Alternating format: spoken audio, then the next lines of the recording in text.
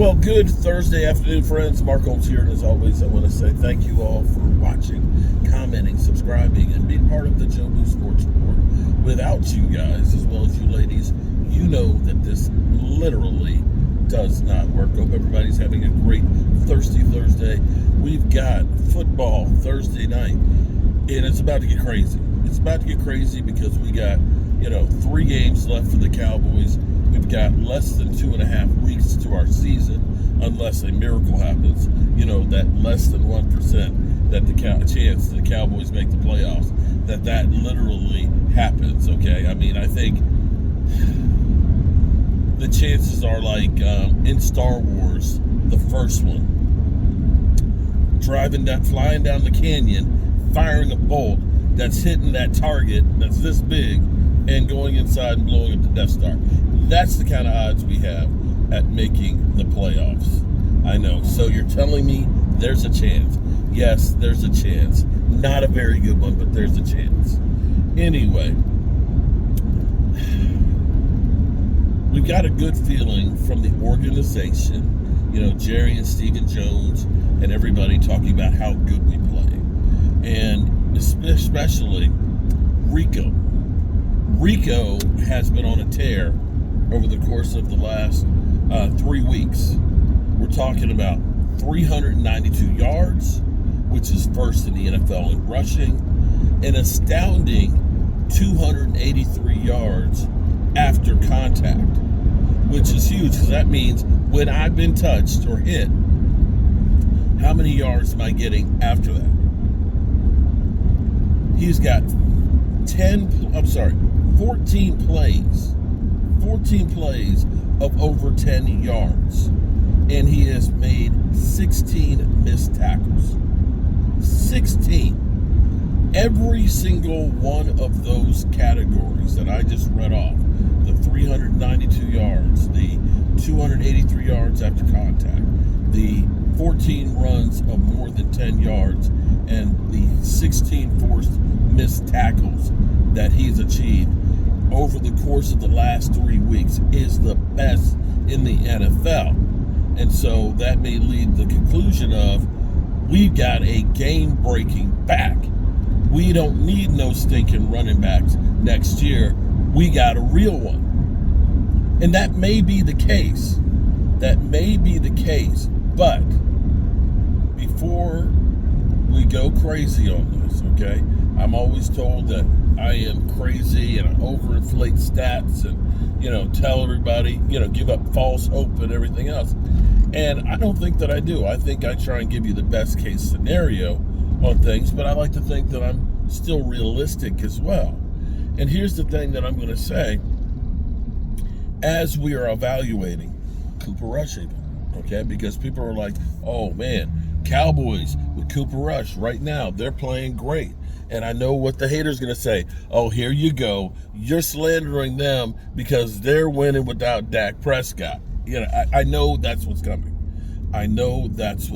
But here's the thing. I'm going to say. I love seeing Rico running the football, and Rico is doing incredible. I'm happy that Cooper Rush is playing well, but you can see a lot of times with Cooper Rush, that ball is behind, or it's late, or he can't get it that deep. Cooper Rush is doing exactly what you hope your backup quarterback will do. He is not losing the games for you, and he's making some plays where he can with his ability. But back to the whole love fest right now. I got to be real now. I've got to be real. So, the last 3 games that we're talking about with the 392 yards, 92 yards. We played the Panthers, we played the Bengals, we played the Giants. All teams that are in the same situation as us. They're not going anywhere. In fact, the Giants look to have the number 1 pick. The Bengals, who had less wins than we have, okay, we're favored. The Panthers, who have not been favored by anybody. I over anybody for the last 33 games. We're favored over us.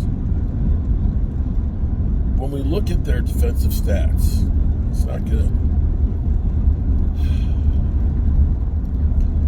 The Panthers, who we played this past week, Rico had 149 yards, which I don't care who you play, 149 yards is great. But they've been giving up 5 yards to running backs on the ground per carry. They are 32nd in runs against them, okay? Everybody knows run against the Carolina Panthers. And they're 32nd in yards giving up, which means they're the worst. They've given up more yards to the ground than anybody else. Now, some of that's skewed because everybody runs on them more than anybody else. But then we get to the Bengals, who we know their defense is not good. Surprisingly, now, they've only been giving up 4.4 yards per carry on the ground, with the 25th in attempts and 27th in yardage given up. The New York Stinking Giants, and you would have thought with Dexter Lawrence that they would have actually been better than this. I thought they would have. I really did. But with Dexter Lawrence in the middle of that field, they're giving up 4.9 yards a carry, and they are 26th in attempts, and they're 31st in yardage. And so here's the thing. If those two numbers are close to the same, then correlation means is, you're giving up more yards because you're having more attempts against you. So when you say the Panthers are giving up 32 most attempts, and the yardage is the most as well, probably that's about consistently about the same. But when you give up less attempts and give up more yardage, your rank is worse. That says that your defense is really, really even worse than the rating. So understand this, and to try and explain it better. You've got the Giants that have the 26th most runs against them at 31st in yards given up. So they're probably giving up more yards per carry, or their defense is worse than what the Panthers is. And I say all this because 392 yards is still a hell of a lot. Getting 2 out of 3 games winning in the NFL is great. But we also have to understand the competition that we played. This was not the 85 Bears on defense by any stretch of the imagination that they were playing against. And so when we hear things and say, Cowboys had 7 undrafted players, 7 undrafted players that were out there playing, and they played fantastic. Understand they played fantastic against some of the worst defenses in football. And I don't mean to throw cold water on this. We'll know more. Now if they do that against, Tampa Bay, and do that against Washington and against the Eagles, then okay, then they're good. But just understand, you may see the polar opposite the next 3 games, where all of a sudden we say Mike Zimmer and Mike McCarthy, they need to go because, the team is playing so bad. Well, there's a problem. They're playing bad because they don't have the same level of talent as the good teams. Does that make sense? I hope it makes sense. Whew.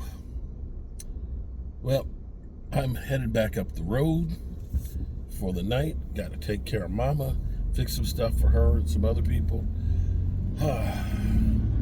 Just never enough hours in the day to get it all done. As always, I appreciate you guys. Peace.